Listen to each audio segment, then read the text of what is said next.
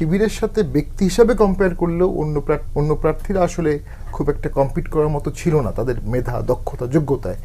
অর্থাৎ এখানে একটা ট্রেডিশনালিজম চলেছে, আর সেখানে শিবির আজকে ৩০ বছর ধরে একটা গুছালো একটা রাজনীতি করেছে, ক্লাস 5 থেকে শুরু করে একদম ভার্সিটি পর্যন্ত, অনেক দূর পর্যন্ত মেধা ভিত্তিতে সেখানে আগিয়েছে। তো এই ধরনের স্ট্র্যাটেজি তো আমাদের বাংলাদেশের আর কোনো দল নেয়নি। আমরা কোনো স্ট্র্যাটেজি নেই, আমরা কোনো ফাইন্যান্স করি নাই, আমরা কোনো প্রমোট করি নাই, আমরা কোনো প্যাট্রোনাইজ করি নাই, আমরা কোনো মোটিভেট করি নাই। পুরো প্যারাডিজম শিফট হয়ে যেতে হবে এখন, আউটলুক টোটাল।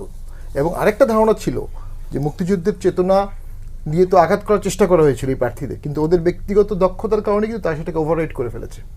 ওরা কিন্তু মুক্তিযুদ্ধের বিরুদ্ধে কোনো কথা বলেনি, কিন্তু ওদের বিরুদ্ধে বলা হয়েছিল মুক্তিযুদ্ধ বিরোধী শক্তি, কিন্তু এটা কিন্তু সাধারণ ছাত্ররা গ্রহণ করেনি, তাদের ব্যক্তিগত যোগ্যতাকেই প্রায়োরিটি দিয়েছে। এইটাও একটা ব্যাপার যে কোনো ন্যারেটিভস নিয়ে আর হবে না, ও হিন্দু, ও মুসলিম, ওর দাঁড়িয়ে